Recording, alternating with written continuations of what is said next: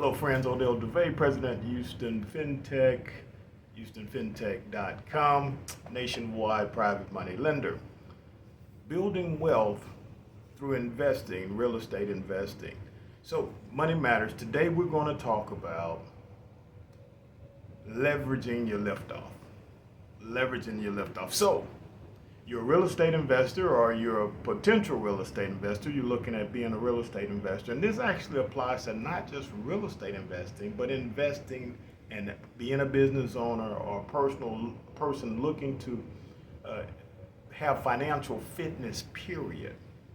Learning to leverage, lifting up your financial welfare by learning to leverage your excellent credit, learning to leverage the art of structuring the deal, learning to leverage timing and when to buy and when not to buy, when to buy this particular thing or when to buy that.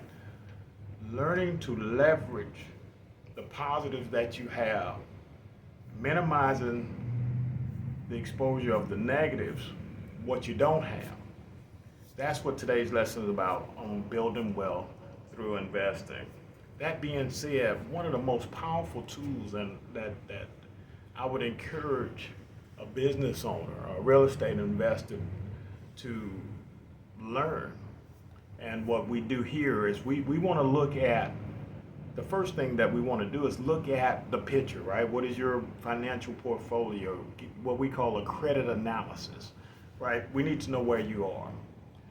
Here's something that I really believe in for everybody, no matter, this is literally for everybody, business owners, self-employed, real estate investors, just average Joe Blow and Jessica, James, that just want to be prepared for life because life keeps lifing.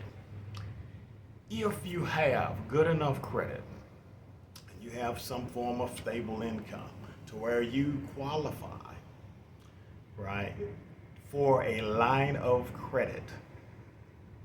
And if you're not familiar with that term, there's loans and there's lines of credit. Loan is when you take the whole amount at one time, you use it for whatever purpose you borrowed that money for, and you pay it back over time, whatever the agreed upon time is. A line of credit works a little bit different. Pretty much the same approval process, but the line of credit allows you to know how much you can borrow without actually borrowing the whole amount. You can borrow it in increments of your choosing or none at all and just have it available.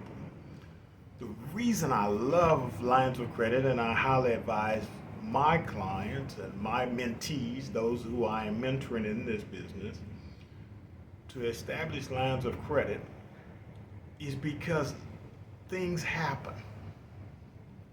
Lines of credit allow you liquidity without paying for it like a loan would. Here's an example. If you go to a bank and you borrow $1 million on a loan, you pay based on that $1 million loan as the principal amount, the interest and everything is based on that whole million at that time. If, however, you go get a line of credit for $1 million and you have it available but never use it, you never pay on it. If you only need a couple of $100,000 of it, you pay based on that couple of $100,000 versus paying notes on the whole million. If you use $200,000 today and $200,000 2 months from now and 200 more grand 2 months, and eventually it adds up to $1 million, you're still saving money because you're literally only paying based on the principal amounts as they're working their way out. So day one, $1 million and start paying on that, or over the course of a year, I borrowed $1 million, but I didn't pay for the first 2, 4, 6, 8, 10 months on that $1 million. Most importantly, let's say you're doing well. You don't need the money right now. So why get a line of credit? Because there's no such thing as too much money. There is literally no such thing as too much money. There's no such thing as having access to too much money.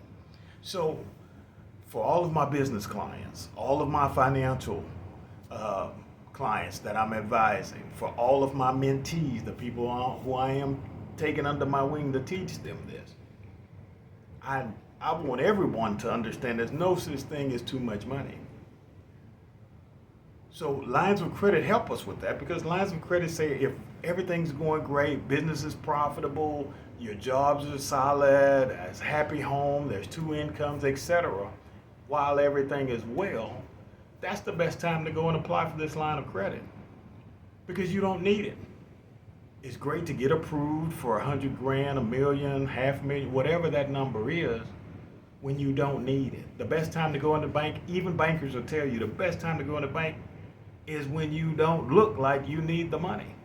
When you look like you're productive, prosperous, stable, and going to be profitable in loaning you the money is the best time to go. So, interestingly enough, one of the biggest conversations I have with people is saying, let's go get these funds while they're available to you so that should the business have a downturn, should there be a divorce, should there be a long-term serious illness that affects you in a self-employed business like doctors, lawyers, attorneys, CPAs, tax people, etc. Should life happen to you as it does to many, you're already prepared. It does not crash the business. If your health is down and you are a mom and pop shop, you can afford to hire someone who has your skill set. Maybe not be you, but you can hire someone. Come in, manage this business for me while I'm dealing with this illness, while I'm dealing with this life situation, while I'm taking care of mom, spending more time taking care of your elder parents. You can afford to do it by simply exercising your line of credit, get through those business slowdowns, get through when the market changes and properties don't move as fast as they did before. Get through when the restaurant is brand new and that first year everybody doesn't really know about you yet, so it's slower than you thought. Line of credit, leveraging lines of credit, leveraging your cash, leveraging your capital, your asset, learning how to get the most out of them is essential in ascending up in financial fitness. If we're going to build wealth through investing, if we're going to build wealth particularly through real estate investing, it's imperative. I strongly, greatly advise you to understand, to understand how to use lines of credit. Number one, go get them. Not just one. Get as many lines of credit as your credit and your circumstance allows. Some people will say, well, I don't need 10 credit cards. No, I'm not saying get 10 credit cards. I say get as many lines of credit as you can. If you can get 10 lines of credit and each of them is $1 million each, if you never need them, they don't cost you anything. If you ever do need each and every one of them, they're there already. They're already approved and it's already available. Let's do a real life example on this.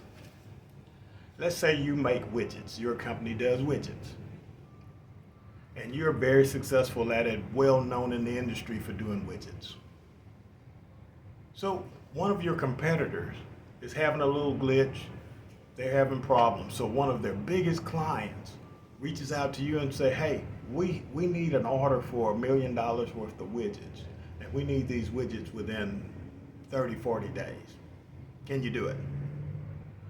And normally that would be a little bit above your capacity. But you know that, hey, if we go from 8 hours to 12-hour shifts or 24 hours a day shifts for 6 days a week, we can easily do it. But the problem is liquidity. You may not have the cash on hand to afford to pay for the employees because you're not going to get paid for this order until it's delivered, and many times 30, 60, 90 days after. So how do we afford to accept this offer and this contract? It's a great opportunity. If we can come through for this client, we can steal this client or gain this client from our competition and increase our business every year forever because this client orders all the time. There are two people. One has lines of credit available. They can easily say, hey, I've got $100,000, $500,000, $1 million line of credit. I can afford to hire the people I need, buy the supplies I need, and yes, we can accept this contract and we can deliver on time because I have the money available to do what I need to do. And then there's the hard-headed person who may have saw this video, heard me say, get lines of credit. But now I'm good. So when the offer comes to them, they have to go apply. Try to get the funding in quick fashion. What if it takes 3-4 weeks? You've got to deliver in 30-40 days. You can't afford 21-30 of those days going to just applying. You need the supplies, you need the manpower, you need people building this stuff. That alone is one opportunity that you can see how the difference in one business versus the other. One is prepared to grow. One is prepared to grow and one is not. Another example is the doctor, the lawyer, the tax person, the mom and pop shop, the small company. That's basically that person and a few assistants. And so when that person gets sick, or that person is limited, right? It's only so much one person can do. But with a line of credit, they can start training the management. They can train a manager. They can contract some people, bring some other people in and say, hey, help me out. I'm a little under the weather. I need to go deal with a family crisis, what have you. You can afford the help. Because why? You have the line of credit immediately available. By the same token, should the same thing happen and you have not done that, then now the business is suffering because this person is sick or they're not available. They don't have the funds to hire contractors to come in or management to come in and temporarily help them out. So their business is going to suffer, slowing growth. So what once looked great, as long as you're healthy and fine, now is not taking care of clients, possibly losing them to other competitors. Learning to leverage and use lines of credit in smart ways is the liftoff to take your life, your financial well-being to a whole nother level. I'm Odell DeVay, president of HoustonFinTech.com. Building wealth, money matters, building wealth through investing, real estate investment. Odell DeVay. See you next time, guys.